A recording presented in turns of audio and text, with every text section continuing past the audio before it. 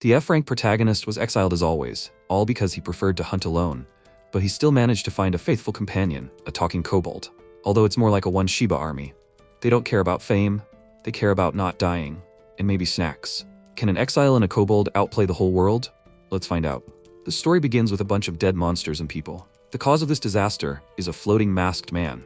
The wounded protagonist, kneeling, asked who he was. The antagonist looked at him menacingly, holding a floating crystal in his hand. 3 days before the disaster, in the forest, a huge bear bared its teeth. The young man used fire magic. With his hand, he directed the magical power straight into the stomach of a huge bear. This young man's name is Jurus. He is an F-rank hunter. He thought that this bear stole his prey, a dead mountain bear of D rank. The young man sat down next to it and thought that with his rank, they wouldn't even pay him a penny for this bear. There were many dead goblins lying behind the bear. The young man thought that the bear had cut off all the goblins' heads with its paws. There was no material to be obtained from such carcasses. He took out a knife and decided that nothing could be done. He had to collect what remained. Jurus held the bag in his hand and thought that this was all that he managed to collect. He turned around and used fire magic again, but this time on the remains of the goblins. When the remains burned out, he used earth magic. All the remains were buried underground. Not a trace remained.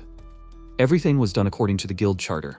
The cleaning was complete. He sat down on a stone to rest and thought that in the dungeon the corpses would have disappeared on their own. Jurus looked at his watch. There was still an hour left before the city gates closed. He decided that it was not too late and decided to have a snack. Jurus took out a folding table, put a stove and a saucepan on it. It was time to have a snack. He nervously searched for ingredients for cooking in his bag. He had to completely bury his head in the bag.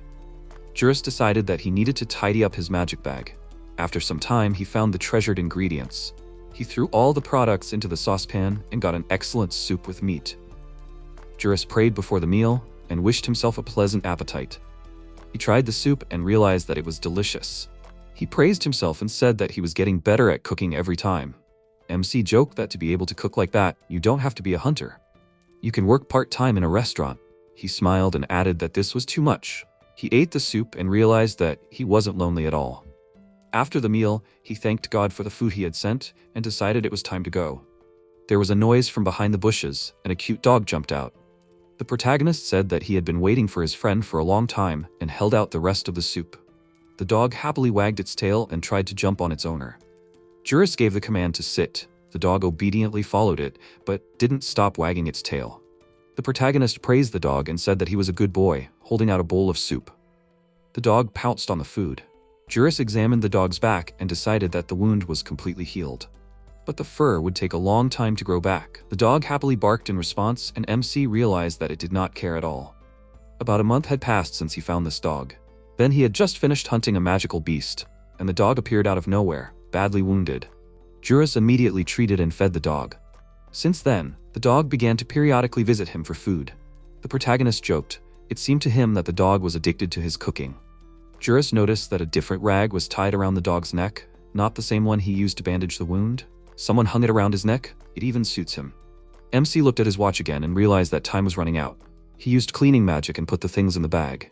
Jurus went and told the dog that he could keep the plate. The dog looked after him devotedly. The protagonist patted his muzzle and said that he would be back. Jurus was walking through the forest and an inner voice said, "Jean." He turned around to look at the dog. The dog barked loudly in response. MC scratched his head and decided that he had imagined it. Looking at the road, he thought that if he walked as usual, he would definitely not make it in time. What should he do? Jurus used acceleration magic. He reassured himself that it was already late and no one would see this. Everything would be fine. He ran very quickly towards the city. For some reason, under the influence of the spell, he could only run like this. And there was a strange sound all the time.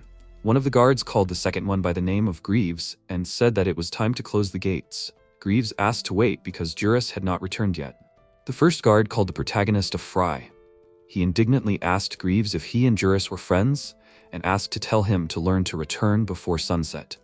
Greaves noticed Jurus walking towards the gate. MC apologized to Greaves for being late. Greaves, closing the gate, asked not to worry and hurried the protagonist to enter. The guard asked Jurus about how he lost time while killing goblins. He called the protagonist Little Jurus. Greaves smiled and hugged Jurus in a friendly way. He said not to pay attention to the guard. He is not in the mood now because he quarreled with Kami. The guard shouted after them that he heard everything. Greaves asked Jurus how everything went today. MC answered that not very well, to be honest. When he arrived, there was already a monster. Greaves interrupted the protagonist and asked that there was a high-ranking monster. He said, whatever the case, the main thing is that Jurus is okay. The protagonist said that he will go to the guild to report everything, and later he'll go to Ferris's shop and go to bed.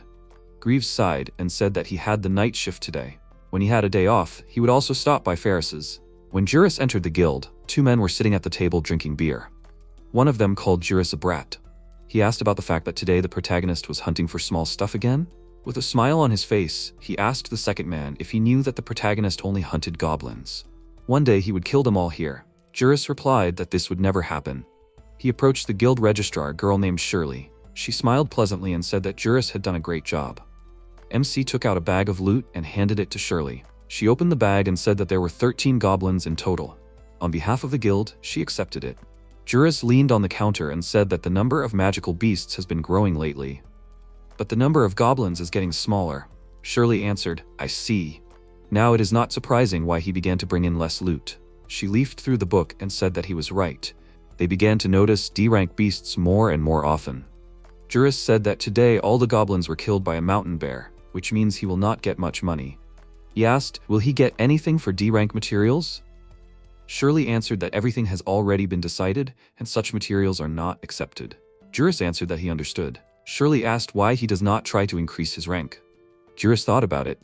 He asked about the fact that for E rank it is necessary to be in a group, and he is not very good at teamwork. Shirley herself knows this. She said that if he has the strength of C rank, then everything can work out. MC sadly said that he does not know how to communicate with others. A big, muscular man asked Jurus if he was still hunting small fry. It was Bagon, the leader of the Blue Dragon Scale group. The protagonist was surprised. One of the members of this group asked Jurus how long he was going to sit around in the guild. An elf asked the protagonist when he would stop causing trouble for Bagon. Jurus said that in other words, they wanted to know when he would join the group. He said that it was their own fault for not listening to his warning. The guy was indignant and said that they were caught off guard. Everyone started to retreat. Only Jurus stood rooted to the spot. If it weren't for Bagon, MC would already be dead. Bagon and Jurus looked at each other silently. The protagonist exhaled and said that he regretted joining them at all. They dragged him down. The guy in response shouted at Jurus to shut up, because all he knew how to do was hunt goblins. Bagon told MC that without a party he would remain F rank forever. Is this okay with him? Jurus turned away and said that he was fine with it. Better this way than getting into more trouble. Bagon wanted to be indignant, but an old man appeared on the balcony and sternly asked what they were making noise about. It was Gringar. He was the guild master. He looked sternly at everyone standing below. He started to go down the stairs and said, Is that Jurus again? The protagonist objected that they were the ones who pestered him first. Gringar yelled at MC not to interrupt his elders. Everyone fell silent. Gringar told Bagon that they were late and everyone had already gathered. Bagon apologized and told his party members to wait for him here. Gringar told Jurus to follow him too. Jurus was surprised and asked why. Shirley asked Gringar that it was supposed to happen tomorrow. He replied that he had changed his mind and did not have time to wait any longer. Shirley tried to object, but Gringar asked if she would really contradict him. He ordered her to shut up and mind her own business. Shirley became sad. Jurus asked Bagon what the conversation would be about. Bagon asked him to hurry. They reached the office where the leaders of all the guild groups were gathered. Jurus was confused. Gringar said that he would get straight to the point. With the consent of the majority of A-rank hunters, as well as his consent as the guild master, Jurus, a rank F hunter, is banished from this city forever. Jurus opened his mouth wide in surprise. At this time, somewhere in a cave, a man in a black cloak and a mask on his face finally said, looking at the halves of the monsters' bodies. He ordered the magical beasts to destroy everything in their path. In the Hunters Guild, the master banished Jurus from the city forever. The protagonist asked why so suddenly and how to understand this. Gfod, the leader of the Bright Hope Squad, said that all Jurus does is hunt goblins. Therefore, the city does not need him. Sir Wilhelm, the leader of the Knights of the Dawn Squad, said that he thinks that Jurus pays too much attention to every little thing. Because of this, newbies suffer. Gringar asked how long ago MC became a hunter. Jurus thought and answered that about a year ago. Gringar said that it usually takes about 3 months to create a party and raise a rank. And what about him? All he does is hunt goblins. He asked Luca what happened to him. Luca, the leader of the research team, was worried when he read that the goblin population had decreased by 20% in the last few months compared to last year. Gringar said that they wouldn't be able to train newbies like that, so they came to the conclusion that the protagonist should be exiled.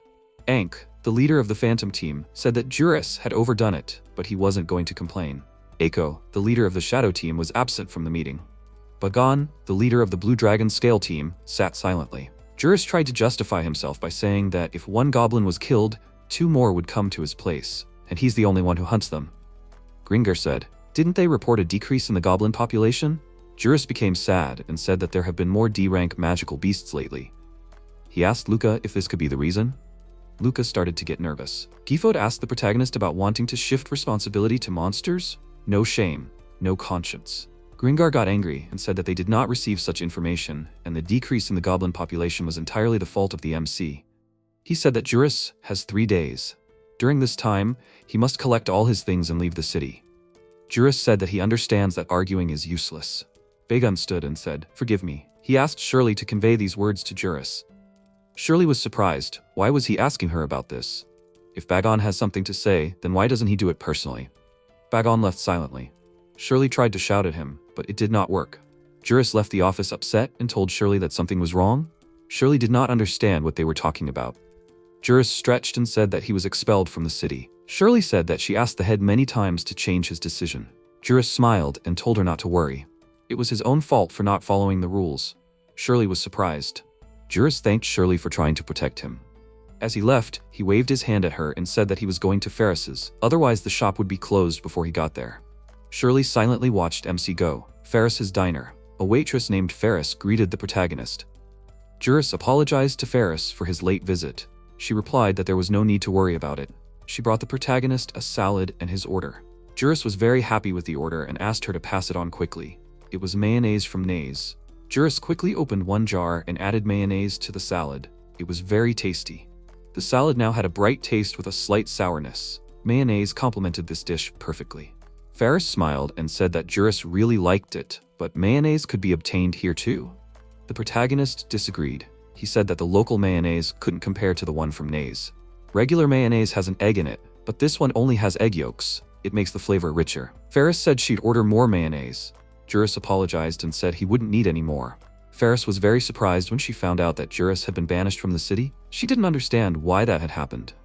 The MC replied that he'd hunted monsters too often, and many people didn't like that fact.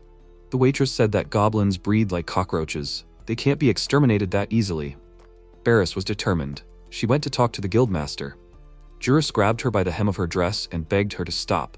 He said that everything was fine, and it was his own fault for not raising his rank. Ferris looked at him and said that even she knew that he simply didn't know how to work in a team. But that was no reason to get rid of a person. She sat down on a chair and said that the guildmaster was a real egoist. When he was appointed to this position 2 years ago, everything went wrong. The protagonist was surprised. Ferris thought about it and said that Jurus was not here then. Then Gringar called it cost-cutting. She did not know whether it was true or not, but he reduced the number of guards and on the contrary raised taxes. Gringar will remain a miser, even if a catastrophe happens. Jurus asked again, "A catastrophe?" He asked. "Is she talking about the one when waves of monsters come out of the dungeon?" Ferris agreed. She said that 2 years ago, one such catastrophe happened, average in scale. The next one should be in about 10 years.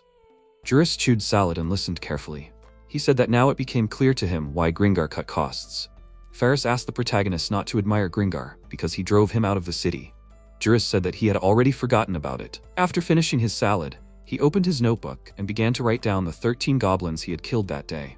In total, he had killed 855 goblins in a year.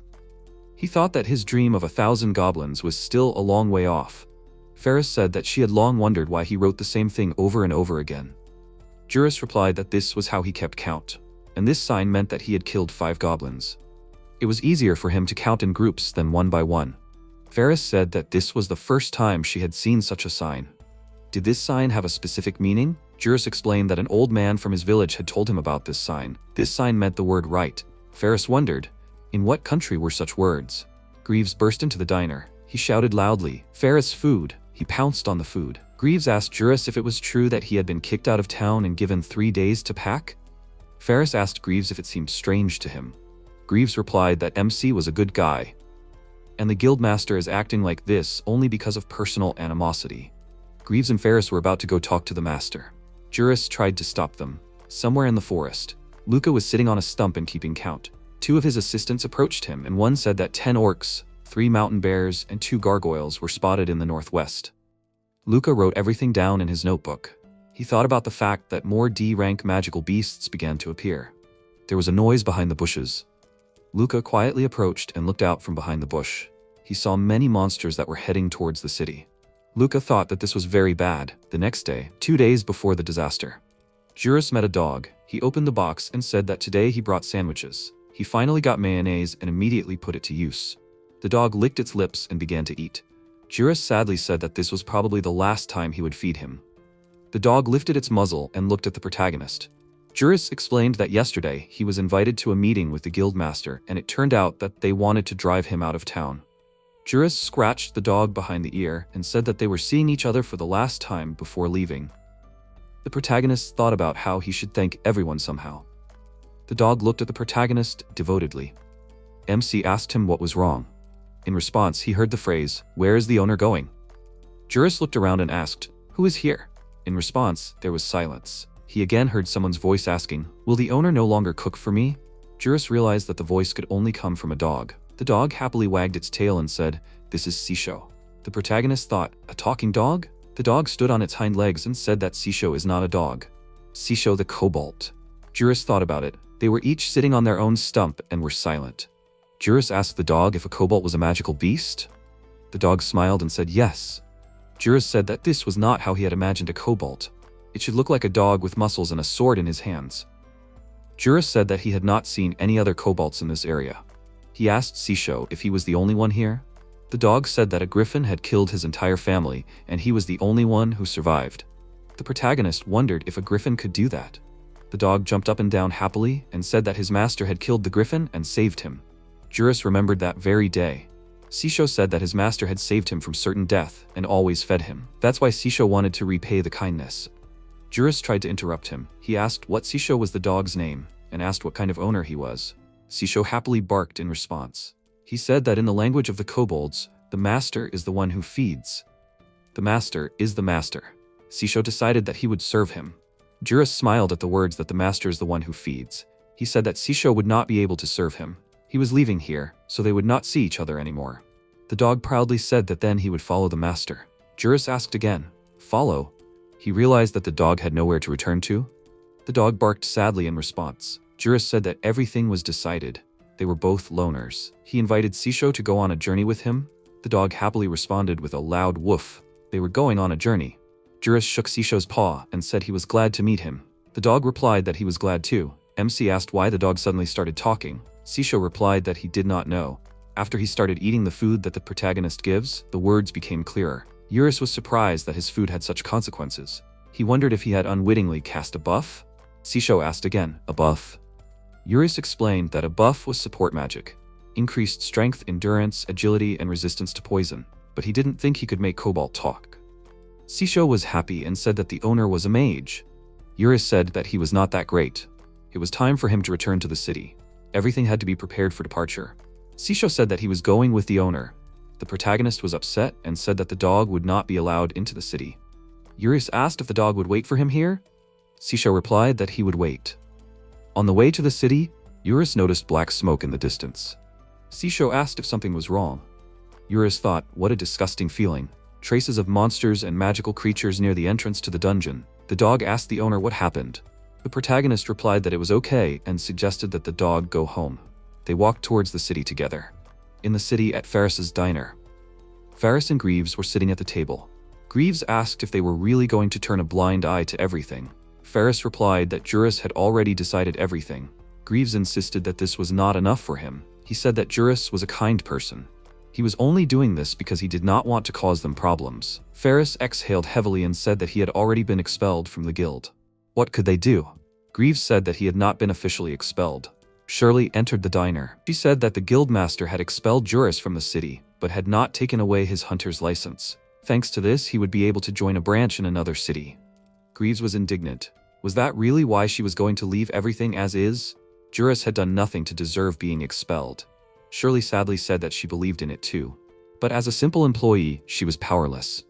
Greaves clenched his fists in helplessness. He said that Jurus was a really good guy. When he first came to this town, he helped his younger brother who was being bullied by the neighborhood boys. They had been friends ever since. Ferris was surprised by what Greaves had told her. Now she understood what had happened. Greaves said that was why he had to help Jurus somehow. He asked Shirley if they really couldn't do anything. Shirley thought about it. At that moment, Jurus came up. He loudly asked what the friends were talking about. Ferris and Shirley were scared, and Greaves joked that they were thinking about how to help him. Jurus said that he had asked them not to worry about it. He took a gift for Ferris from his magic bag. It was a huge box. She was surprised by the gift and asked what it was. Where did he get it from? Jurus said that it was a magic box. It was much bigger inside than it seemed, and time didn't pass there, so the food wouldn't spoil. This is a gift from him to Ferris's shop. Ferris asked if it was dangerous. Shirley saw the gift and asked Jurus if it was a high-class magic tool. And the protagonist's bag didn't match his rank either. Jurus explained that he made all this. He didn't need the money and asked to use it in good health. Ferris and Greaves were surprised by such a gift. Jurus handed Greaves the gift. Greaves thought it was a watch. He said that not every nobleman would buy such a thing. Ferris asked Jurus if he made this himself too. The protagonist replied that he did it while he was in the village. He asked his friends not to be so surprised. It's not that difficult to make. Greaves wanted to press the button in the middle of the incomprehensible dial, but Jurus stopped him and said not to touch it for now. Jurus told Greaves to listen to him carefully. If in the future he finds himself in a hopeless situation, the protagonist suggested pressing the button. Greaves was holding something that looked like a compass, but there was a crystal in the middle. He asked again, what if there was a hopeless situation? What would happen if he pressed this button? Jurus answered, something. Greaves persistently asked what exactly. The protagonist said that it didn't matter. The main thing was not to press the button without a special need. Jurus handed a small bag to Shirley and said that it was for her. Shirley asked what it was. Jurus answered that it was an amulet that an old man from his village gave him. The talisman brings good luck. Jurus asked Shirley how she liked the talisman. He wasn't entirely sure what to give her. Shirley replied that she liked the talisman and thanked him. She would cherish it. Jurus waved his hand at her and said that it seemed like he hadn't forgotten anything and said goodbye. Greaves was surprised that MC was already leaving. Jurus proudly replied that his granny used to say, strike while the iron is hot. He would be thrown out of town one way or another. Shirley asked if the protagonist knew where to go from the city. Jurus thought about it and said that he asked the visiting merchants, somewhere to the south of here there is a fishing village called Nanto. He would definitely find sashimi there, a delicacy made from raw fish. He really wanted to try it. Ferris said that you can only find smoked or dried fish there. Greaves said that Jurus is oozing positivity. The friends walked Jurus to the city gates. Jurus firmly shook Greaves' hand and said that he was leaving. He wished his friends to take care of themselves. Greaves said that MC's optimism is impenetrable and he realized that he cannot stop his friend. Ferris burst into tears and asked Jurus not to forget them. The protagonist walked out of the gate and waved to his friends. Sisho was waiting for him outside the gate. The friends looked after Jurus. Shirley thought that this was an expulsion without trial or investigation. In any other guild, something like this would never happen. She did not understand what Gringar's intentions were. The guildmaster stood by the window and thought that he had managed to get rid of another headache. He was not going to tolerate people in this city who went against his will. He turned to the office and asked Luca, who was standing there, what was written in his notebook. Luca, worried, answered that the number of magical beasts had been abnormally increasing lately. Gringar asked what Luca meant by this. Luca said that these were signs of an impending catastrophe, most likely. The master said that only 2 years had passed since the last catastrophe. They had nothing to fear in the next 10 years. Wasn't he right? Frightened, Luca tried to object. He said that the number of magical anomalies around the dungeon was also growing. And just in case, one should be more careful. Gringar replied that more monsters meant more work for the hunters, which was also good. And the reward for the risk was worthy. Hunters simply had nothing to complain about. Luca was sweating with excitement. Shirley thought about the fact that if they left everything as it was, trouble could happen. Jurus was happily walking along the road with his new friend Sisho. The day before the disaster, the hunters were sitting at the table and talking about something. Shirley turned to Mr. Cabos. Could she distract him for 1 minute? Cabos asked, what was wrong? Shirley asked to be taken to Mr. Bagon. She needed to talk to him about something. Cabos grinned and said that Bagon was busy now. He did not have time for different conversations. Shirley once again persistently and politely asked to take her to Bagon. Bagon was sitting in his room and drinking. He looked at Shirley and asked what she needed him for. Shirley said that Mr. Jurus had left the city yesterday. Bagon put his glass on the table and answered, "I see." She said that Bagon had asked her to tell Jurus he was sorry. She wanted to know what he was apologizing for. Bagon thought about it and said that it was none of her business. Shirley answered decisively that it was up to her to decide. She said that something strange was going on in the guild. To expel Mr. Jurus simply because he did not want to join the party was too cruel. Bagon replied that the protagonist had irritated Gringar. This guy had been in their sights for a long time, and they could do nothing to help him. Shirley was outraged that one guildmaster had no right to make such a decision. But for some reason, the A-rank hunters supported him. Bagon slammed the table and said that he was against it. Well, if he had spoken out about it openly, he would have gotten into trouble. Shirley asked about the fact that he simply decided to protect himself. Bagon jumped up and said that it was so, and he was very sorry. He had just got this position and he didn't want to lose everything. He felt very sorry for Jurus. He tried to protect him. He had already tried to make MC a part of the group, but everything didn't go according to plan. Shirley was surprised that Bagon wanted Jurus to become part of the Blue Dragon Scale Squad. Bagon replied that Shirley herself could see that Jurus was far from being an F or a D rank. Shirley replied that she knew about it, but she didn't know how strong he really was. She asked Bagon if he could share this information with her. Bagon said that this was the first time he took the protagonist with them on a mission. The guy from the squad shouted for Jurus to move faster. Otherwise, they would leave him here. MC was dragging a huge bag over his shoulders and didn't understand what they had loaded into it. The guy replied that there was camping gear, canned food, medicine, whetstones, and much more. Jurus was surprised why he was carrying all this with him. Bagon replied that A ranks usually don't do such things, but today he would be training him. The protagonist asked again, who was he? Kabos replied, exactly him. He was a newbie, so they had to teach him how the group's missions were carried out. If they didn't need a new team member so much, they wouldn't have bothered with him at all. Bagon said that the group's camp was ahead. That's where they usually rest and prepare for battle. Kabos said that such places are only accessible to groups of rank B and above, so as a newbie, he is not allowed to go there. Jurus exchanged glances with the elderly member of the squad and continued on through the gorge. Bagon pointed to a house that stood at the foot of the mountain. This was the squad's campsite. The guy said that all that was left was to bring supplies there, and the job was done. It would be possible to consider that the escort mission was completed. Jurus called out to everyone and said that he had a bad feeling. He was sure that going further was a bad idea. The possibility was that a magical beast was hiding ahead. Kabos and the guy from the squad looked at each other and laughed. Kabos said that maybe the protagonist as a newbie did not know this, but there were no dangerous magical beasts in this area. Even if one did appear, it would be a rank F beast at most. The guy joked that they would run away themselves when they saw the squad. He asked why Jurus was so scared. The protagonist was silent. The guy with glasses told the MC that he was probably nervous because this was his first mission, but they were strong enough to handle any surprises. A noise was heard from above. The guy with glasses turned his head and saw the silhouette of a monster. At that very second, the beast rushed straight at him. The rest of the squad turned around at the noise. Bagon called out the fallen guy's name, Durgal. The magical beast was an A-rank chimera. It instantly tore the guy's body apart. Everyone in the squad was surprised when they saw the chimera. Bagon pulled out an axe and said that this couldn't be. He didn't understand what the chimera had forgotten here. Everyone quickly threw off their bags. Someone shouted that they needed to quickly get their weapons. Bagon got into a fighting stance and prepared to strike. He was trying to understand why the chimera came here. A menacing roar was heard from the other side. Bagon turned his head and saw the second chimera. The squad was surrounded. Jurus extended his hand forward and wanted to use magic power, but his squad comrades stood in the way. Bagon shouted for everyone to run away, and he would distract the monsters. Everyone rushed to run to a secluded place. Bagon went one-on-one against the monster. He noticed that Jurus froze and did not try to hide. Bagon rushed to attack and swung to hit the chimera. Both chimeras were behind him. Jurus rushed to attack, jumped up, and used the magical power of wind magic against the monsters. The wind cut the monsters in half. Jurus was left lying on the ground. Bagon stood with his mouth open. He did not understand what happened. From a secluded place, the squad asked if Bagon was okay. They came out and saw the chopped chimeras. The guy said that it was amazing. Kabos was surprised how Bagon killed 2 chimeras in one blow. Everyone rushed to hug their leader. Only Jurus sat on the ground and did not move. The guy called Jurus names and shouted, "Why is he sitting there?"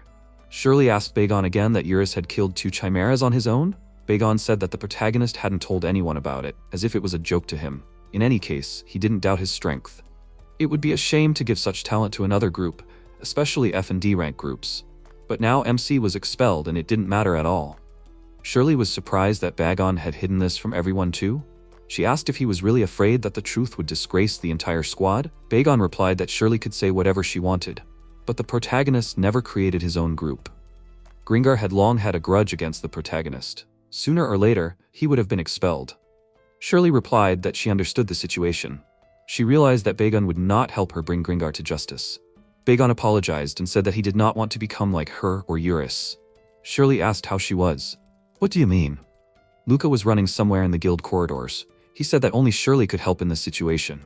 Shirley persistently asked Bagon what that meant. Bagon replied, hadn't she noticed? She hadn't been expelled from the guild yet because Gringar was afraid of a negative reaction from her supporters. If it weren't for that, she would have been fired long ago. Bagon warned her that it was better not to go against Gringar. He had connections. The order to appoint him as guildmaster came from the capital itself. No matter how hard she tried, nothing would work. Shirley left upset. Bagon remained sitting in his room. Shirley couldn't just turn a blind eye to everything. At this rate, the city that her father protected would simply collapse. Luca ran up and called out to Shirley. Shirley was surprised that he was looking for her. Luca said that things were bad. If they left things as they were, the city would be in danger. Shirley tried to calm him down. She asked what happened. Luca said that a disaster was coming. Jurus and Sisho were fast asleep. They had no idea that the day of the disaster had arrived. At that time, there were a lot of people in the guild. Someone called Shirley and said that they needed to quickly fill out the paperwork. Another voice said that he also needed to fill out the paperwork. Shirley said that she would do everything. She asked to take a place in line. One of the adventurers said that he and his group were going on a mission and asked to register them. Shirley said that she would be right there. Someone called her and said that the drinks were over. Another person apologized and said that he had dirtied the floor. Shirley was already running with a rag. She could barely keep up and was very tired. Mr. Gfod came up to her and asked if she was busy with work. She apologized and said that the other employees had taken the day off. He said that she was having a hard time. This way, it would not be possible to dig under the guildmaster, right? She was very surprised by this.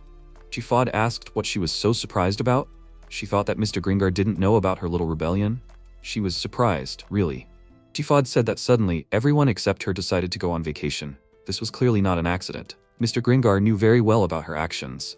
She asked why he was doing this. He answered that she was an honest and kind child. Indeed, rather than throwing her out of the city, it would be better to keep her as a servant until death. He asked her. She was the daughter of the previous guildmaster, right? How did it feel to watch her city rot? She asked why earlier.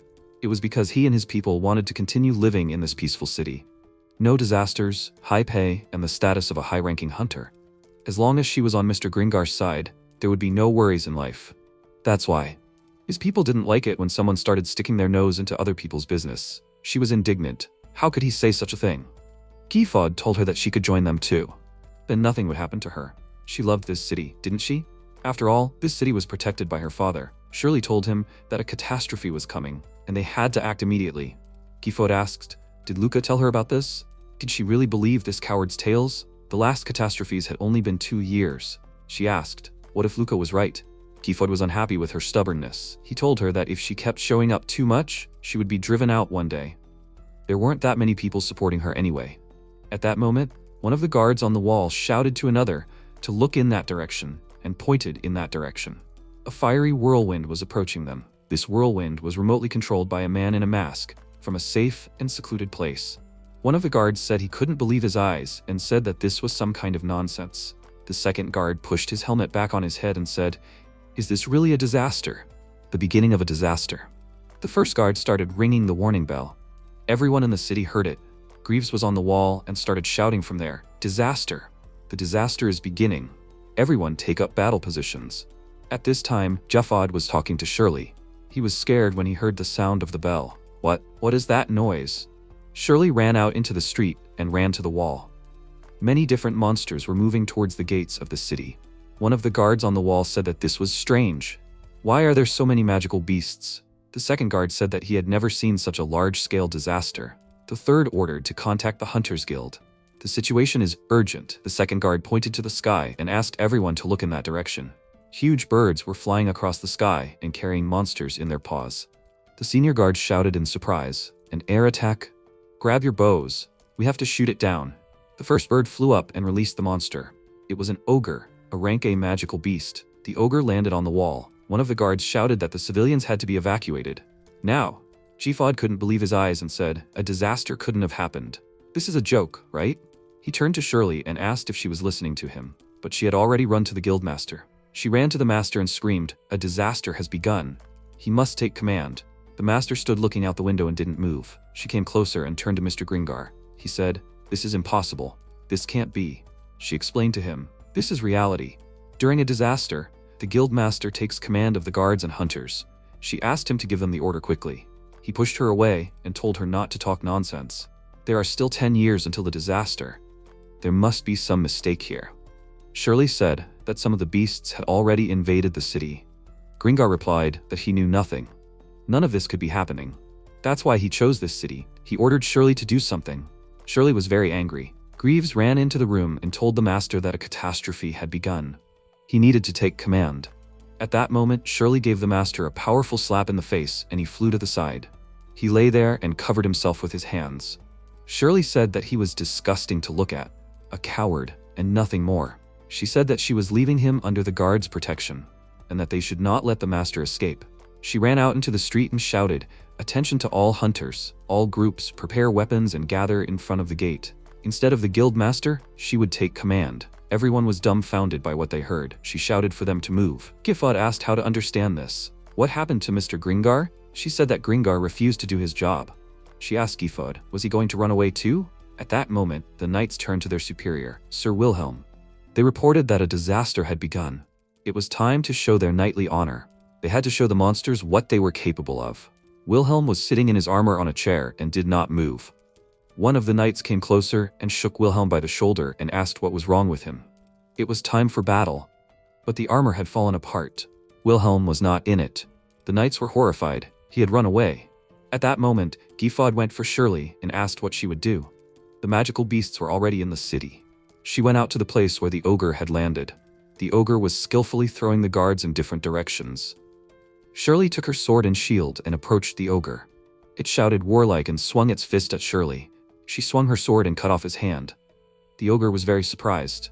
Gifod was hiding around the corner and watching what was happening. He couldn't believe his eyes. Who was Shirley? Monsters landed in the city in different places. They brought terror and panic to the citizens. Bagon couldn't believe what was happening, what was going on. Shirley climbed the wall and asked the captain of the guard for a report on the situation. He asked her where Gringar was. She said that he would not come, and she would command in his place. The captain asked, was this lazy Gringar who abandoned his duty? Well, she would be more helpful to everyone than the master. He offered her to take a look and pointed in which direction. A horde of monsters was moving towards the city. He said that he had never seen a disaster of such a scale. Honestly, I'm not sure that there would be enough strength. Shirley said that they still had time for the main forces to arrive. They needed to focus on evacuating civilians and fighting the infiltrated monsters. He replied that he would be happy to, but he did not have enough soldiers. In addition, he pointed to the ballistae, where there was only one. She was surprised and asked, "Are these all the ballistae?" He said that she should thank Gringar. The master saved on everything, even on repairing weapons. Even men and weapons were left at a minimum. Shirley cursed Gringar, if she only knew. She said, maybe the local defense group from the capital will help.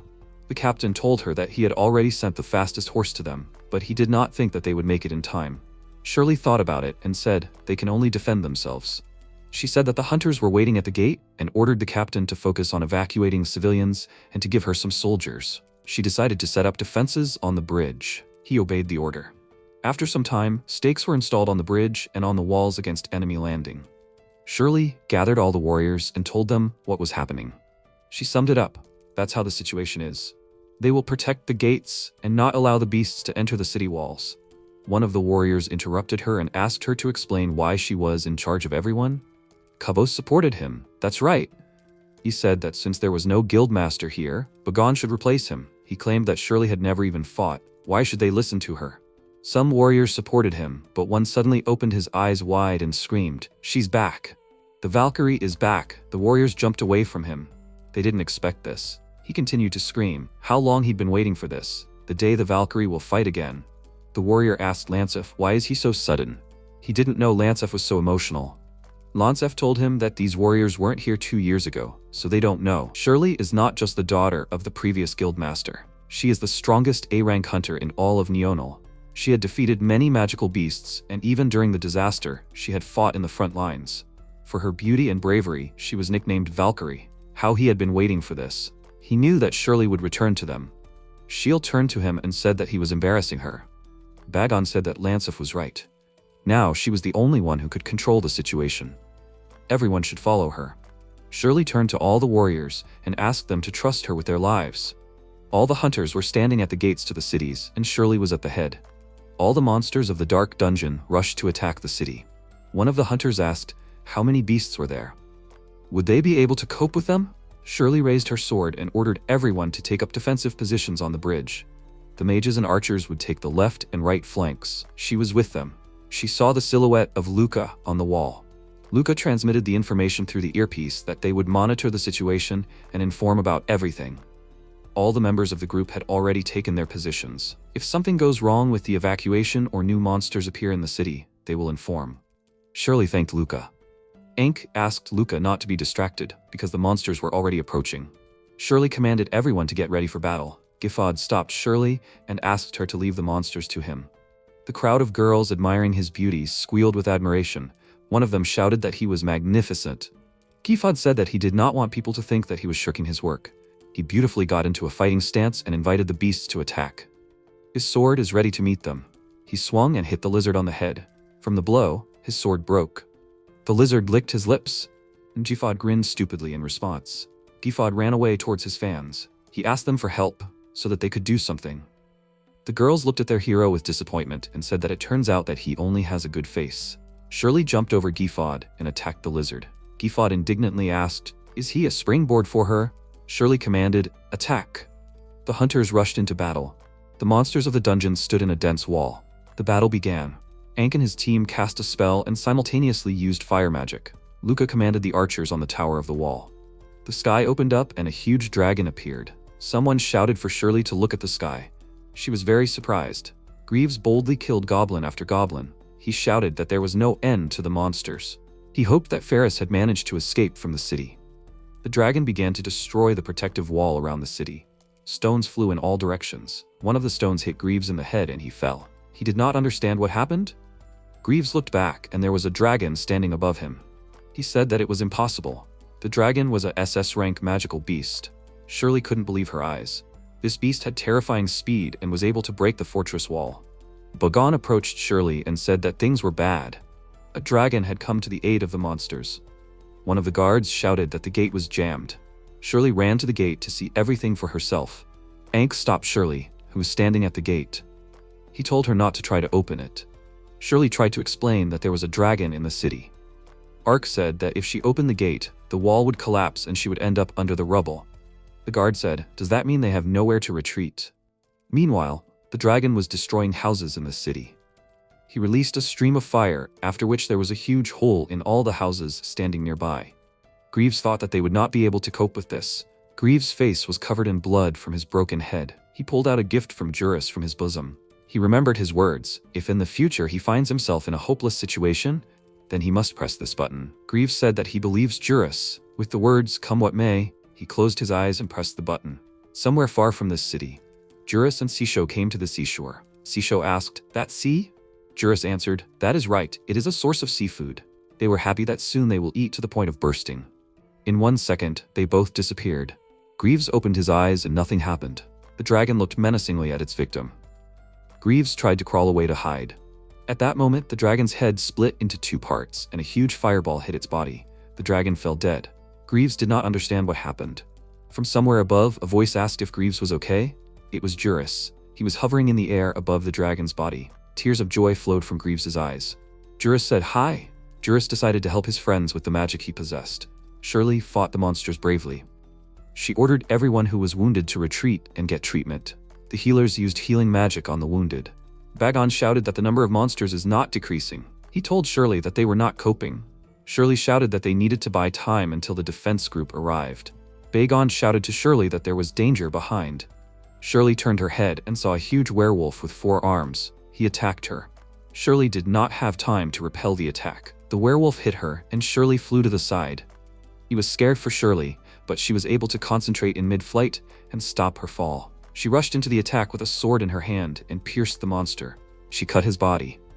Out of fatigue, Shirley remembered her father, who defended this city. She asked him for forgiveness for letting him down. Tears of sadness flowed from her eyes. At that moment, the wall around the city where the battle was taking place was covered with a dome. The magical beasts and monsters were thrown down. Bagon asked what was happening. Ankh said it was barrier magic, but where did it come from? Jurus came down from above and apologized for being late. Shirley couldn't believe her eyes. Jurus was using more and more magical power to protect the city. Shirley asked, "Is that you, Mr. Jurus?" Jurus smiled sweetly. He carefully handed her the glasses she had lost in the battle. He said that she could leave the rest of the work to him. Bagon asked, hadn't Jurus left the city? The protagonist replied that Greaves had called him, and the situation had turned out to be worse than he had expected. Bagon asked, had he summoned him? Jurus replied that that wasn't the most important thing right now. First, they needed to heal all the wounded and arm them. Jurus turned his magic bag inside out and boxes of weapons fell out. He told Shirley that all his spare armor, weapons, and arrow supplies were in there. He offered Shirley to drink from the bottle, and her strength would be restored immediately. Shirley said that it was better to take care of the civilians now. MC told her not to worry about it. When the first monsters appeared in the city, Ferris helped to protect them. She fought back with a simple frying pan, but the goblins flew far away. Ferris told the people that this was their chance and they should run quickly. Ferris said that the monsters would remember this city for a long time. A huge boar came out from around the corner and smiled. Ferris didn't lose her head and told herself that she wouldn't give up. But the force came out of nowhere. Someone attacked the monster right in the head and he fell. Greaves came to the rescue. She asked if he was okay. She thought she was finished. Greaves extended his hand to her and said that there was nothing more to worry about. Ferris asked what Greaves was wearing. He smiled and said that Jurus was back.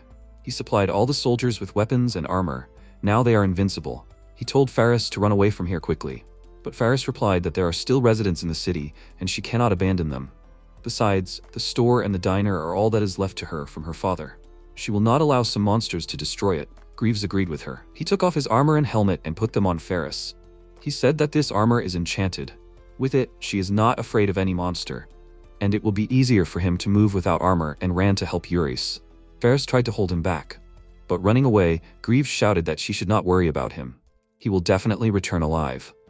Ferris groaned that the armor is heavy and she cannot move in it. Ferris sat on the ground and called for someone to help.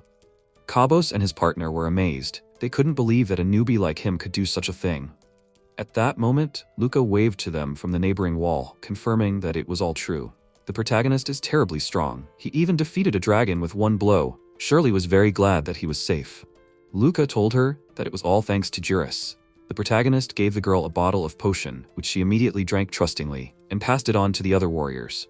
Suddenly, she began to shake. She felt how her strength increased. The girl asked in amazement, was this support magic? Kabos and his partner looked at each other in surprise. The other warriors tried the potion too. Serious changes happened to everyone. Bagon looked at his hands in amazement. He noted that it was surprising, but his strength was growing. Kabos said in surprise that this was the supreme elixir. He asked the protagonist where he got it. Jurus replied that the guys from his village taught him how to make this elixir. Bagos was surprised. Make it? Kabos asked the protagonist in amazement. Was he joking just now? MC turned to the leader of the Blue Dragon Scale Squad. He told him that the barrier would soon collapse, and it was time for him to go. Bagon asked him where he was going. The protagonist pointed his finger at the monsters that were crowding behind the barrier, and answered the leader that he would take care of them. None of the monsters would get into the city. Bagon objected to him. No matter how strong he was, he could not defeat them all alone. They needed to hold out until reinforcements arrived. The protagonist smiled and told him that he could handle it. At that very second, he flew into the air and rushed towards the monsters. His faithful Sisho was next to him. The protagonist, assessing the situation from above, thought that there were too many monsters. They were everywhere. So he could not hold back. He concentrated and activated ice magic. Then he aimed his blow at the crowd of demons. Ice spears rained down on the monsters, catching them off guard. The protagonist, without wasting time, called on another of his abilities called earth magic. Deadly clods of earth rained down on the opponents from above, which immediately buried them. Thus, the protagonist finished off the monsters and descended to the ground. Ice spears stuck out of the ground from everywhere instead of the opponent's bodies. The master of the monster dungeon, who was watching the battle, wondered in surprise where this strange feeling came from. Before the protagonist could even exhale, new opponents appeared in front of him. Without a second's hesitation, he soared up again and dealt them his crushing blows. Jurus looked at his hand in surprise and thought that he felt stronger than usual. He was interested in why this was happening. He asked the kobold if he was okay.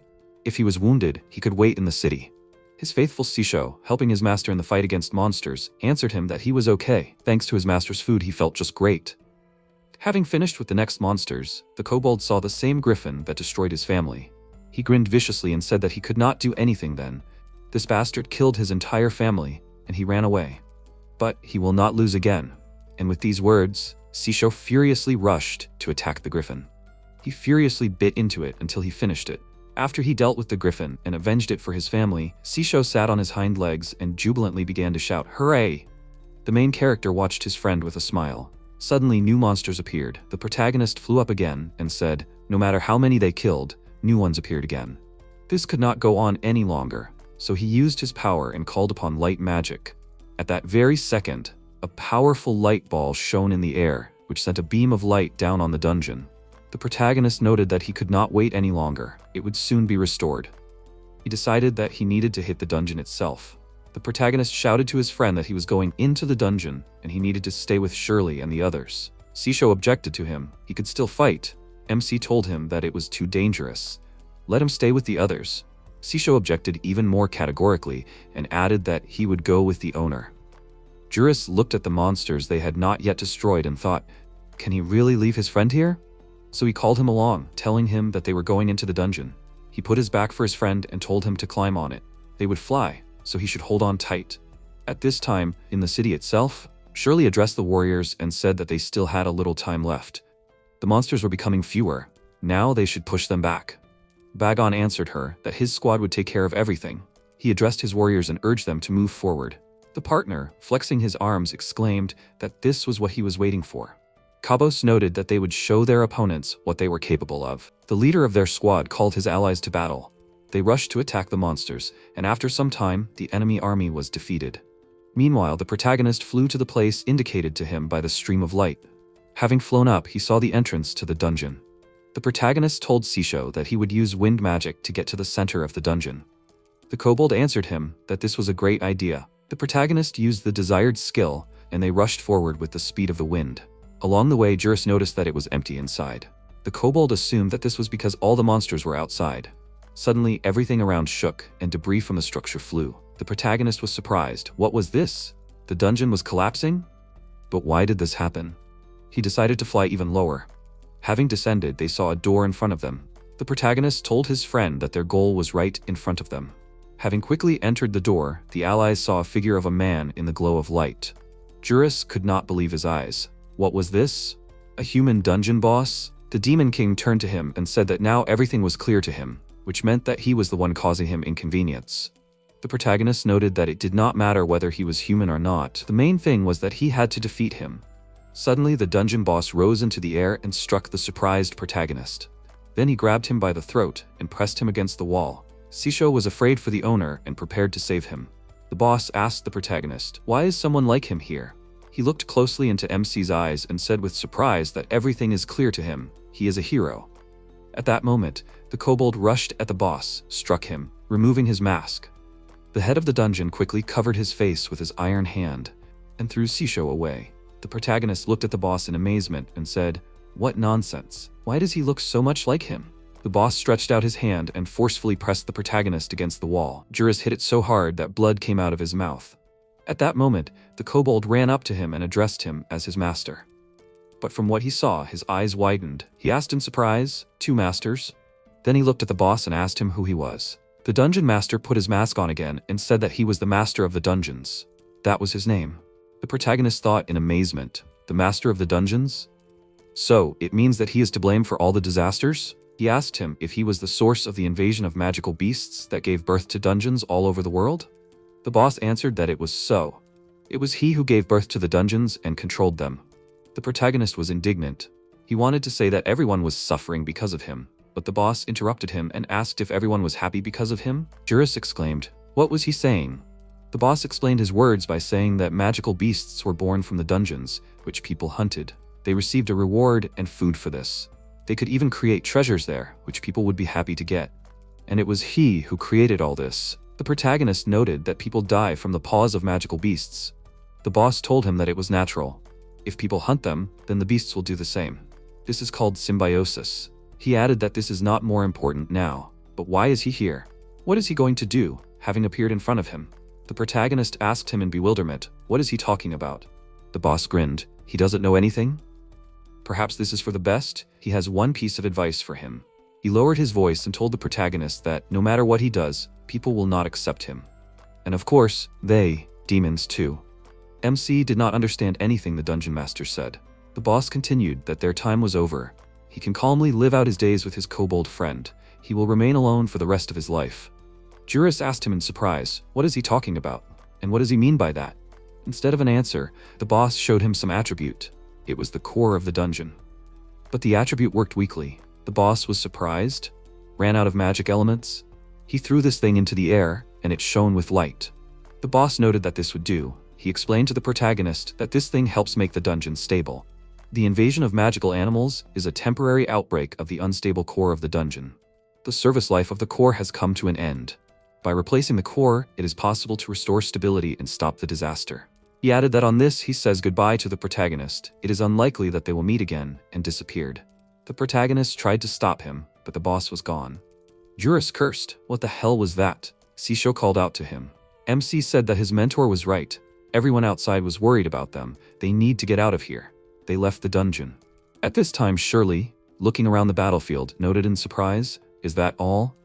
Dead monsters lay outside the city walls. The partner joyfully exclaimed that they had stopped the invasion of magical beasts. Bagon happily told Shirley that this was their victory. The girl's legs gave way from what she had experienced, and she sat down on the floor. She noted that it was so good, so great. At this time, Iko assessed the situation near the city gates. She spoke, and what happened? Everything was absolutely clear here. The girl turned to her commander named Hugh, so that he would report the situation to her. Hugh answered her that, as she herself could see, they had already dealt with it without them. In any case, they should merge with the city garrison. The lights, together with their army, went to the city. At this moment, Sisho hurried his master, urging him to fly faster. The door leading to the dungeon was slowly closing, and they risked being left in this dungeon. The protagonist accelerated his flight, and at the very last second, they still managed to get out. They both collapsed to the ground, recovering from the tense moment. The protagonist thought that he hadn't even thought that the destroyed dungeon would start to recover. As they flew back, they kept running into a wall, then into a labyrinth, and finally almost lost sight of the door.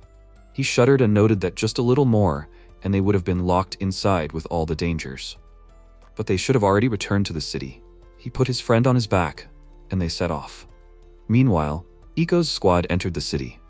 Shirley met them. The commander introduced himself to her as Hugh Aldridge and added that he was the commander of the province's defense. He was here at their request for help.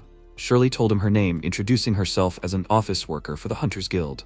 Then she apologized to him for having to go all this way in vain. The partner exclaimed that they had completely dealt with the magical beasts themselves. Cabos added that if they had come a little earlier, they would have been able to see how successfully they dealt with the monsters here. Hugh replied that he, in any case, first needed to talk to the guildmaster Sir Gringar. He asked them where the master was now. At that moment, Greaves, who was carrying the tied-up guildmaster on his shoulder, answered Hugh that he was here. Approaching the allies, he threw the master to the floor. Gringar was indignant. He could not do this to him and remain unpunished for it. Greaves advised him to shut his mouth. He tried to escape, that's why he tied him up. Hugh watched what was happening in surprise. The master saw him, rose from the ground to his knees and asked him, "Is he the commander of the province's defense? Then let him arrest them all." Gringar pointed his finger at Greaves and added that he rebelled against him. Let Hugh expel every single one of them. Rage shook the indignant guildmaster. Shirley assumed that Master Aldridge would not do such a thing. Hugh told her that she was right, he would not do it. It would save him a lot of trouble. Everyone present looked at him in bewilderment, not understanding what he was talking about. Hugh unfolded the imperial decree of the king with the heraldic seal, and announced to Gringar that he was accused of falsifying the directive on the appointment of the guildmaster. The master stared at the commander in surprise. Hugh continued, asking him why he was here in Lanre, if he was originally appointed guildmaster in the western part of the continent. The warriors began to whisper in surprise. Went? That same abandoned village? Was that where Gringar was appointed? Hugh said that, in addition, he only just now learned that the master tried to escape, despite the unprecedented catastrophe with the monsters. Gringar tried to justify himself to the commander, saying that he had misunderstood everything. Let him hear him out. Hugh menacingly replied that of course they would hear him out, but not they. But in the Supreme Court, he ordered one of his warriors to put the master on a horse. Surprised, Greaves asked Shirley if he was not the real guildmaster. Hugh turned to Shirley. He said her name correctly, didn't he? The girl answered that it was so. He asked her if she was the same military maiden that was rumored, and she was in charge of the whole situation, right? Shirley was embarrassed and told him that it was true, with all due respect to them. Hugh exclaimed that this was simply excellent. It was immediately obvious that she was the daughter of the previous guildmaster, Sir Albert Dorrington. He added that, from now on, they must restore Lionry. But now there was no one to lead it, due to the absence of a guildmaster. Therefore he appoints her, Shirley Dorrington, on his behalf as temporary guildmaster. Seeing her amazement, the commander asked her if there were any objections. Shirley remained silent, and it was clear that he would not accept any objections. Bagon supported the girl, that she would suit this role like no one else. Shirley answered Hugh that she would accept his decision with gratitude. All the warriors began to chant her name with delight. The protagonist, who appeared at that moment, also happily supported the girl. Shirley expressed her joy that he returned alive and well. After that, the restoration of the city began under the leadership of Deputy Guildmaster Shirley. 2 weeks later, the protagonist announced to his friends that he would have to leave the city. Greaves was upset and indignant. What was he saying? What did this mean? He was leaving the city. Jurus replied that he thought it was time. Greaves protested. What was he talking about? After all, no one was driving him out of here? The protagonist replied that it was so, it was just his decision. At that moment, Shirley, who had been looking for them everywhere, approached them. Ferris was next to her. The protagonist asked Shirley in surprise, what kind of look did she have? Greaves whistled admiringly. Shirley was embarrassed. Ferris asked her friends, how did they like it? The deputy guildmaster really suits this outfit, don't they think? Shirley sheepishly noted that since she now occupies such a position, she should dress accordingly, right? Ferris said that she can't always dress like some kind of secretary. The protagonist smiled encouragingly and told the girl that this outfit really suits her. Ferris expressed her opinion that Shirley could become a real guildmaster. The girl replied that the originally appointed master liked this quiet town, where there are no large invasions of monsters, and he refused the appointment, so the position became vacant. Ferris continued that Mr. Hugh from the local defense corps strongly recommended appointing Shirley to this position. Greaves exclaimed, seriously? He added that with a guildmaster like Shirley, the city would immediately find peace. Shirley turned to Jurus. She asked him if it was true that he was leaving the city. He answered that it was. At that moment, the insightful Ferris grabbed Greaves' hand. She told him that they had some business to attend to, and took the protagonist's bewildered friend away. In fact, she just wanted to leave her friend and the protagonist alone. The resisting Greaves shouted goodbye to the protagonist and added that they would meet again. Jurus smiled and waved to his friend. Left alone, Shirley told the MC that the exile assigned to Gringar was cancelled by her, so he did not need to leave this city by force. The protagonist answered her that he knew it. He shared with her that he still remembered how he left his hometown and came to this one. The people, the places, all of this was new to him. In general, it was hard for him, but he found a job and thought that, in principle, he could settle here. But everything was not going well. He was constantly having problems with other hunters. He caused her a lot of trouble too. Shirley objected that this was not so. The main character, not hearing her answer, continued that he realized that he did not know this world at all, neither the people living here, nor the magical animals. At that moment, the image of the dungeon master, whom he wanted to find, popped into his head. But out loud he continued that it was precisely because he did not know anything that he wanted to go on a journey. The girl called him by name, but he did not hear her. He was all in his thoughts, while he was thinking about going to the city of Naught, because that was what he had originally planned to do, and he thought it was a pretty good idea. Besides, he hadn't given up on the sashimi yet. Shirley almost choked on his words. She said she understood. The girl replied that he should take this then, and handed him an envelope with the guildmaster's seal. He was surprised. A letter? Shirley answered him. She knew he would say that one day. This was a letter of recommendation from her guildmaster in this city. It would make it easier for the hunter to register in the city of Nantes. The protagonist thanked his friend warmly for this. She continued that in that city he could rely on a girl named Ninya. Shirley was sure that she would help him. Then she handed him a bag and said that this was also his. Jurus opened it and was amazed to see a pile of gold coins. He exclaimed in amazement, "This was money." Shirley replied that this was his reward for the invasion of magical animals. The number of monsters he killed exceeded 1,000. Could he imagine that? It was incredible. Although, to be honest, there wasn't enough money in the bag, meaning that the rest would be paid to him in several installments. The protagonist smirked and pointed out that he was an F rank, so he couldn't get it, right? Shirley was embarrassed and replied that she would fix it with her powers. So it was fine. Jurus took one coin, tossed it, and caught it. He replied that it would be enough for him. He would donate the rest to the reconstruction of this city. The protagonist asked her, because there was no money in the city because of Gringar, right? Shirley protested, that was not true. Most of the taxes that the former guildmaster had wrongfully collected were returned. The city was also financed by the royal capital. She wanted to add something else, but the protagonist interrupted her, smiling. She immediately wilted and replied that she understood him, and she would use his money with gratitude. At that moment, the city bell rang. She exclaimed that the time had come. She called him to follow her. He asked the girl in surprise where she was calling him. She sadly answered him that to the dead, they need to be seen off on their final journey. Later, paying tribute to the dead, Shirley said that the invasion of magical animals took many lives of their comrades. They will never forget this grief, and they will never stop for all the sacrifices made.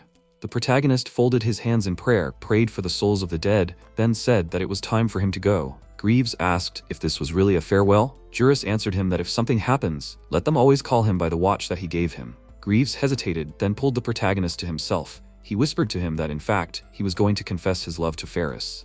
The protagonist was surprised. Wow, his friend continued. He just thinks that in this fuss, their distance has decreased. And when they get married, he would like the protagonist to bless them. Jurus replied that he understood everything. He will look forward to this moment. Fabrice indignantly asked them what they were whispering about together. Friends turned to her. Greaves answered the girl that they were not whispering about anything, but talking about their own. Bagon came up to them. He asked the protagonist, is he leaving? Jurus replied that this is true. He apologized to the squad leader for causing him a lot of trouble. Bagon told him not to joke like that. Looking at the perplexed MC, the man added that he should apologize to him. The commander of the Blue Dragon Scales squad bowed to him and asked for his forgiveness. All those present were dumbfounded by such behavior of their leader. Cabos asked him in amazement, what happened?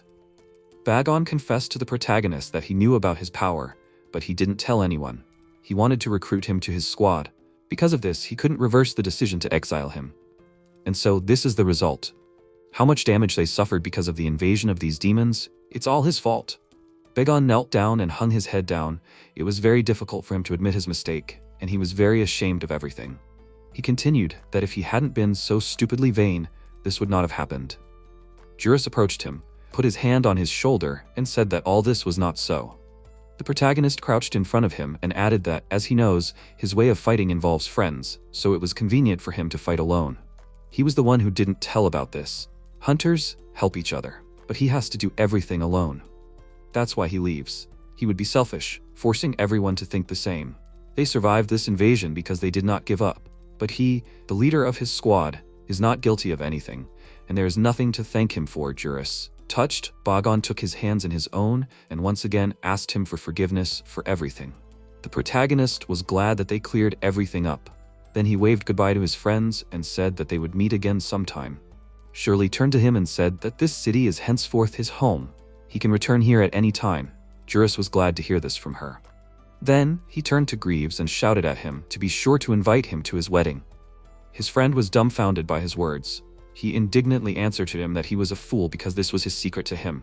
MC told his companion that they had to run because an angry Greaves was approaching them. He laughed and used acceleration magic, and together with Sishu, they ran as fast as the wind. At that very moment, the dungeon boss came to the Sea King Leviathan. He greeted him and remarked that they hadn't seen each other for a long time. The king said, "Ah, it's him." The boss replied that his name was now the Dungeon Master. Leviathan laughed. Dungeon Master? That's a very low rank. The visitor replied that he came to warn him. Let him be careful of one person like him. He added that this was all he wanted to warn him about. After saying goodbye, the boss left the king. Leviathan said he doesn't know what this Dungeon Master is trying to achieve, but who does he take him for? He is the Sea King Leviathan. He is the true champion who rules these seas. Meanwhile, the protagonist and Sisho made a stop near the sea to rest. The kobold noticed that he was very hungry. MC, crouched with a fishing rod, tried to catch a fish. He asked himself in bewilderment, How did this happen? The thing is, 3 hours ago they finally arrived at the place. The protagonist suggested that his friend go to the city of Nantes and quickly find the Hunters Guild. They would quickly register and go eat. Sisho agreed with his proposal. When they entered the city, Sisho noticed a strange smell. The protagonist explained to him that this was the smell of seawater. He would get used to it.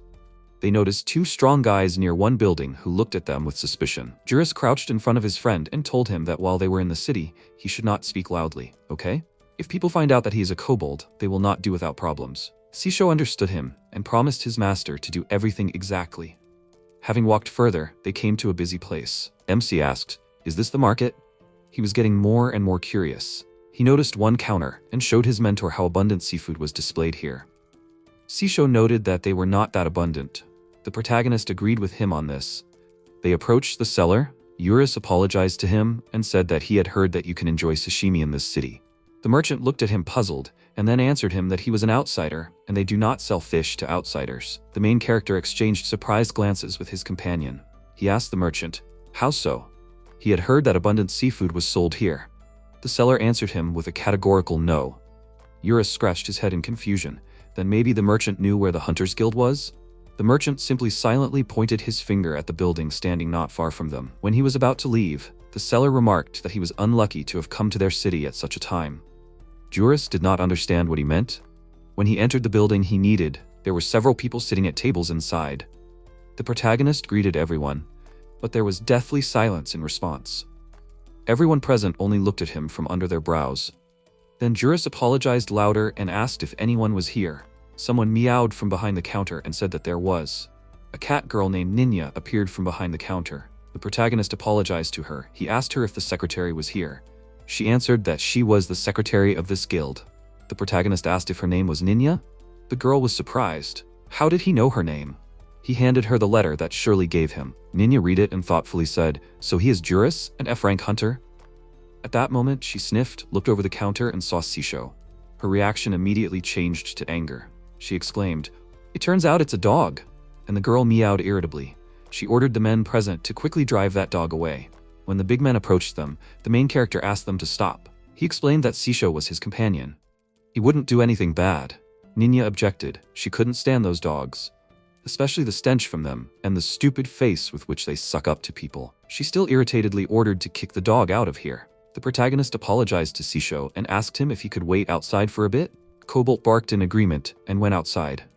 Ninya calmed down and grumbled that a tiresome person had come to her.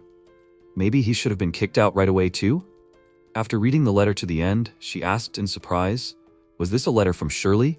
Ninya looked at the protagonist with a different look. He asked her about registration. The girl answered him that she would register him. The protagonist, watching her make a note, asked her, "Gilmus doesn't do this?" Ninya answered him that only she does all this work, and at the same time she doesn't need to report every rank to Nay. He asked her again, "Nay?" She answered that everything was correct. Nay was the master here, but he had come at the wrong time. Seeing his puzzled expression, Ninya explained that there was not much work in their city at the moment. Jurus asked her what was wrong. Why was there no work? She told him that there were no magical beasts that lived on land at the moment. There was work to accompany fishermen, and the main task was to exterminate sea magical beasts. He chuckled and noted that according to him, there were no problems there. Ninya added that there were no fish at the moment. That is why there was almost no work for hunters either. The protagonist asked her if it was because there were no fish. The girl explained to him that recently they had started to disappear somewhere. All that could be caught was small fish on the seashore. The protagonist did not calm down. He was wondering why this was happening. The girl began to get irritated. How could she know this? In any case, if they go fishing now, they won't catch a single fish because they'll be attacked by magical beasts. Jurus was upset. Was she kidding? And here he was dreaming that he would eat sashimi. Ninya added that now all the fish are dried and taken away so that the city doesn't eat them. Because of this, the city's finances are on fire. Ninya meowed sadly. She looked at the upset Jurus. She wondered, is he such an incredible hunter as Shirley said about him in her letter? She knew her friend, that she was not one to lie to her. But looking at the protagonist, she would never believe that he was so cool. Somehow she didn't even believe it. She said out loud that because all the fish were taken away, she had no way to give him anything to eat. Ninya asked him if maybe he should go to another city. He exclaimed indignantly that he couldn't leave here without trying sashimi. MC asked her that there was no way to eat fish at all. She replied, that if he wanted to enjoy fish like that, he would have to catch it himself. He was surprised himself. The girl explained to him that if he cast a fishing rod, maybe a small fish would bite. She gave him a fishing rod, saying that he should return it to her after fishing. That's why he was now sitting on the seashore with a fishing rod, hoping to catch at least something. He couldn't believe that he couldn't eat fried fish, let alone sashimi. He would have to catch it himself. Cobalt asked him if he could hit the water with his magic to catch a bunch of fish at once, right? The protagonist answered that he couldn't do that. He didn't want them to be kicked out of town for that. Sisho noticed that he was hungry. He really wanted fish. The protagonist suggested that he eat beef for now, and once he caught some fish, they would fry it with salt. Sisho agreed to this and began to eat a piece of beef. At this time, MC was thinking, can they be so relaxed now? The dungeon master, the one who looked like him, he wanted to find him and ask him about everything, but he did not know where this master went. He remembered his words. No matter what he did, people would not accept him, especially they, demons. Jurus was tormented by the question. Why was this master so similar to him? He was a demon, right? Besides, it seemed that he knew him. How to understand his words? People will not accept him. He really did not get along well with people, but not that much. Moreover, why did the demon himself tell him about this? After all, they hate them. No matter who, just all people. Well, why is he so similar to him? Are they somehow connected with him? They were brothers who were separated? No, that was impossible. He was a demon after all. Were the villagers hiding something from him? Even if that was the case, it was too late to talk about it. At that moment, Sisho caught his attention. He told the owner that he had a bite. The protagonist happily began to pull the fishing rod back. Finally, they would be able to eat fish. He noted that the catch was heavy. The protagonist was already anticipating how the precious fish would end up on the fishing rod, when suddenly something incredible happened. The protagonist jumped up from his seat in surprise. In the place where the fish should have been hanging, there was a huge monster. Jurus wondered in surprise. What was that? After a while, they came to the Hunters Guild, the protagonist, Sisho and Fuka. Minya stared at the giant in surprise and asked the protagonist what all this meant. The giant answered her that he was a warrior, a fishman. His name was Fuka. Then he added that the fish god gave powers to all those who live on land. Jurus was surprised. The fish god. Minya asked him, who is this fish god? The giant corrected her that the fish god should be called Lord Fish God and nothing else. She thought that all this was very boring and asked Fuka out loud to tell them all the details. He told her that now the sea is in danger of being invaded by the Sea King. It is upsetting, but they are outnumbered and there is nothing they can do about it. Therefore, the Lord Fish God sent him on a mission in order to ask them for help. Minya asked him, perplexed, who is the Sea King? Fuka said that this is the name of a king of the sea magical beasts. For a long time, he hid somewhere, fearing the power of the fish god. But as soon as the god's power weakened, the magical beasts invaded their underwater castle. The cat girl asked him again, why did the Lord Fish God's power weaken? Fuka remarked that there were too many questions. In any case, they were in danger now. Let her shut up and let them help them. Minya said irritably, was this how he asked people for a favor? And what would they get if they extended a helping hand? The giant summed up, it was impossible to catch fish lately, right? It was all because of the army of the Sea King, who was hanging around near their underwater castle. All the fish rushed away from there. Minya said that he had noticed correctly about the fish. The situation was causing them big problems too. The giant exclaimed, that's right, and they were suffering. He asked her again, would they help them? The cat girl answered sadly that they wouldn't be able to help them. Fuka guessed that it was because they wouldn't be able to enter the water? Land creatures can't breathe underwater? Minya told him that it was natural. They weren't fish, for whom water was their whole life. Fuka said in frustration, how is this possible? Is there nothing that can be done? Minya replied that they wanted to do something. But what? At that moment, the protagonist raised his hand and replied that he could help them.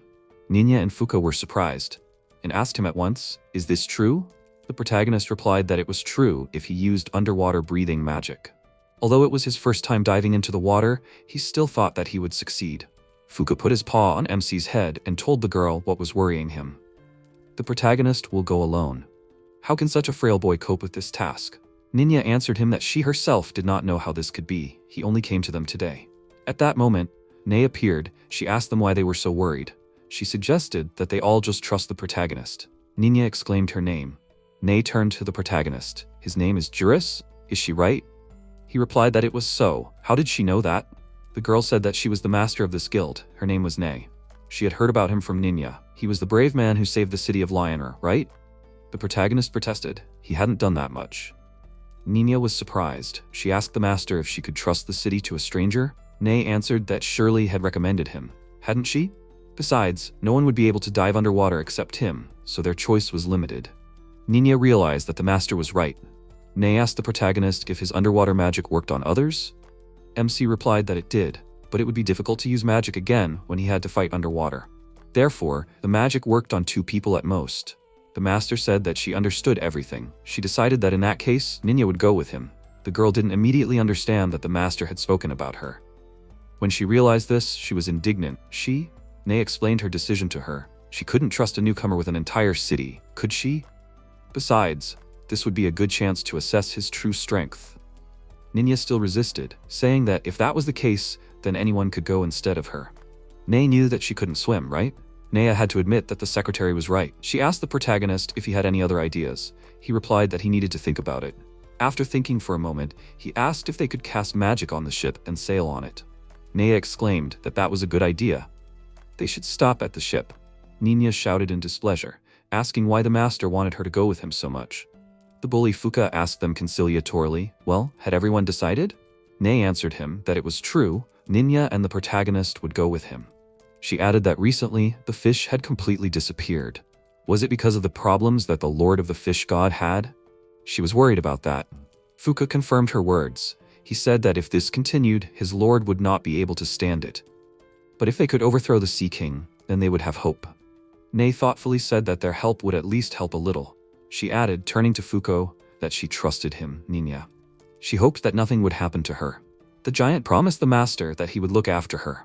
Nay said that since he was a fishman warrior, he could be trusted.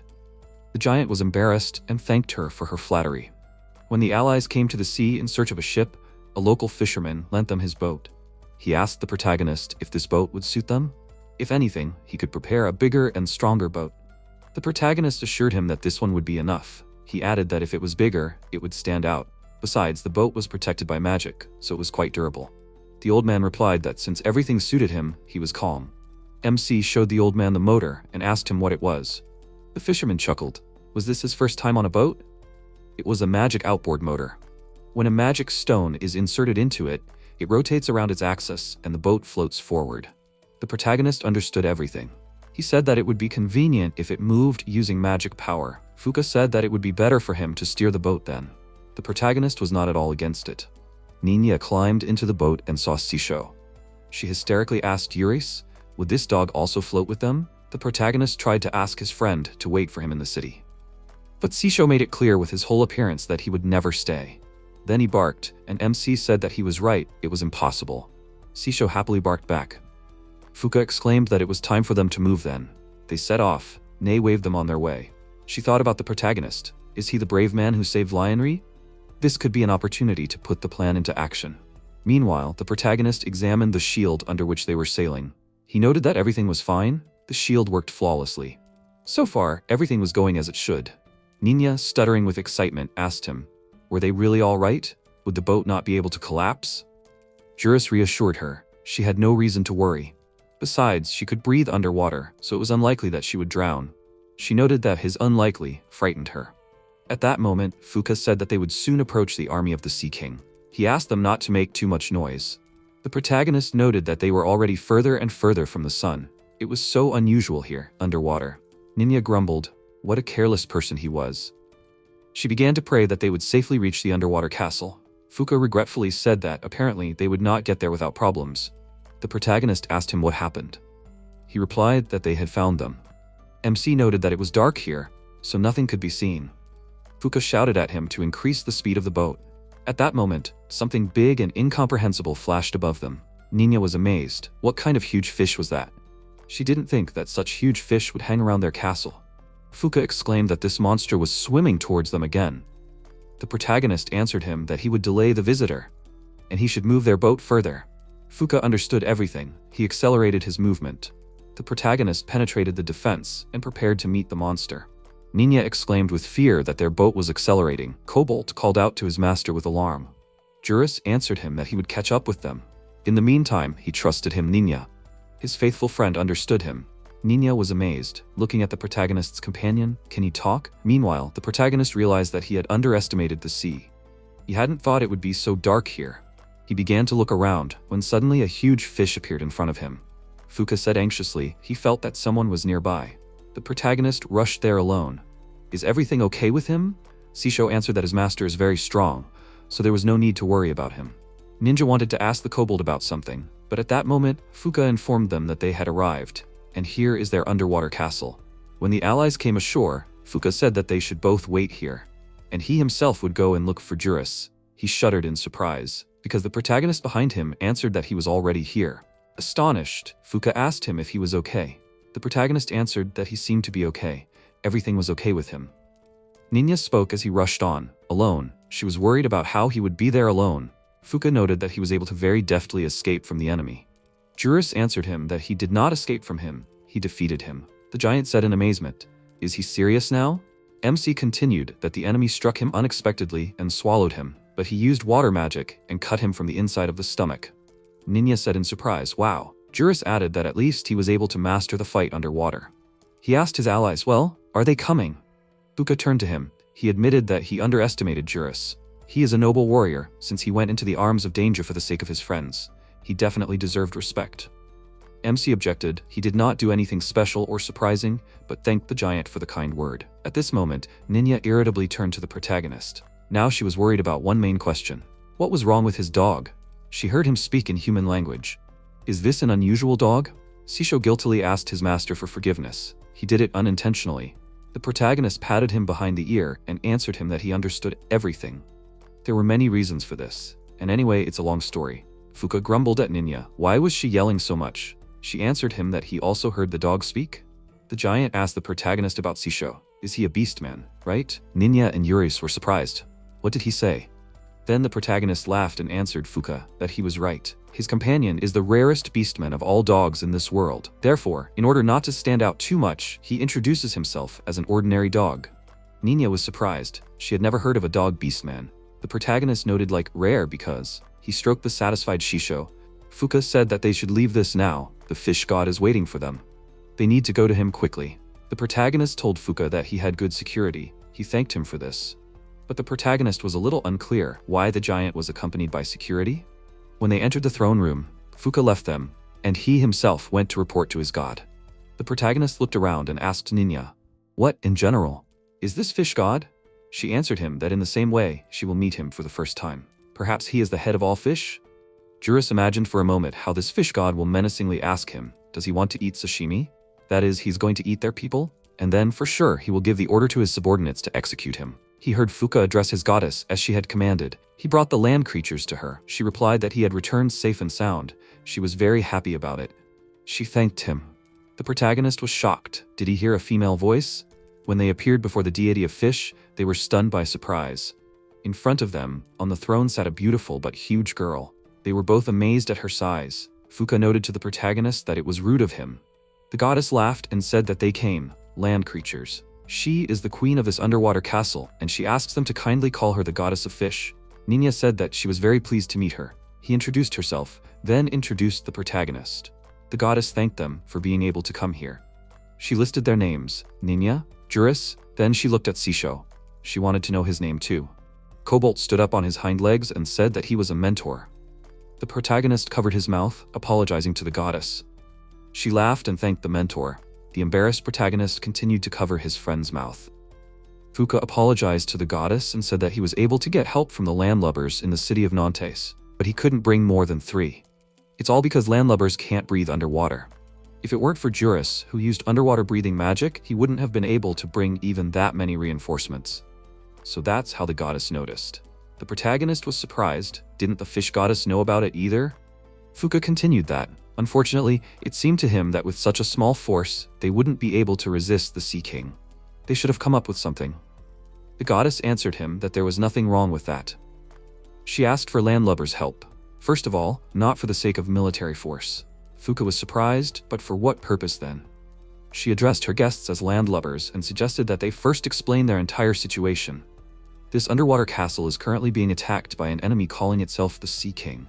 She protects the castle with a magical barrier. However, a month has passed since the start of the war, and her powers are already at their limit. The protagonist was surprised. A month? She's been holding up that huge magical barrier for a month already? Fuka told him that the goddess wasn't the only one holding it. They must have noticed the strange atmosphere inside the castle. It was also some kind of protection that his mistress had created a few months ago. Ninya said to the protagonist in amazement, "Wow, he agreed with her?" Jurus replied that she was right. Naturally, in order to maintain the protection, the magical power would start to be used up. An ordinary person could destroy a barrier of individual size in less than an hour. Ninya clarified, "Did that mean that every second counted?" The goddess told her that she was glad that they understood that. Jurus said that the situation was clear, so they just needed to defeat the Sea King. The goddess told him that, in fact, that was not what she wanted to ask them. She called Siren to her. A small girl came out from behind the goddess.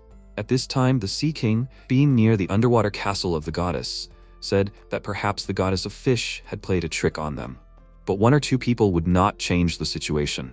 Her barrier was already at its limit, which meant that they would immediately attack and destroy the underwater castle with everyone in it. Meanwhile, Ninya asked the goddess who this girl was. She replied that the girl's name was Siren, and she needed them to send her back to her homeland safe and sound. The protagonist asked her again in surprise, "To her homeland?" The goddess confirmed this. She added that the soldiers had found her on the beach at the mouth of the river 2 months ago. All this time, she had been under their protection, but she could not live here, in the sea, since her homeland was in the river. The protagonist was perplexed. A human child is a fish, but cannot live in the sea? Why is that? The goddess smiled and said, to put it simply, she is a freshwater fish. Now it became clear to the protagonist, that's why the girl couldn't live in such an atmosphere. The goddess continued that Siren was sick and had to be returned to land by them as soon as she recovered. But the invasion of the Sea King began at the wrong time. Because of this, it would be impossible to take her to a safe place. Ninya thoughtfully noted that this is why she asked them to take the girl to her homeland so that she would return safe and sound. The protagonist also asked the goddess, what would they do with the Sea King then? The goddess answered him that she would deal with him herself. Fuka objected. Why was she saying such a thing? She didn't even have the strength to stand up. Let her entrust the Sea King to them. She answered him that even so, she must protect this place. Protecting them is also her duty. The goddess tried to stand up, but immediately collapsed back with a heavy sigh. The siren asked her for forgiveness. She believed that it was all her fault. The goddess told her that it was not so. It was her personal will as a goddess to bring her here. It was natural that she should now be responsible for her.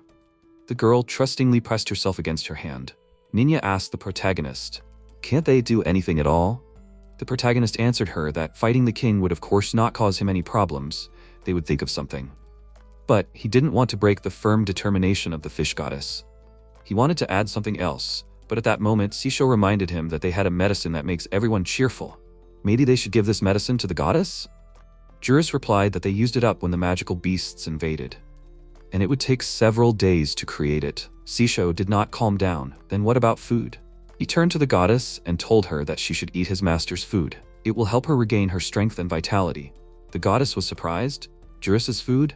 Cobalt confirmed that she understood everything correctly.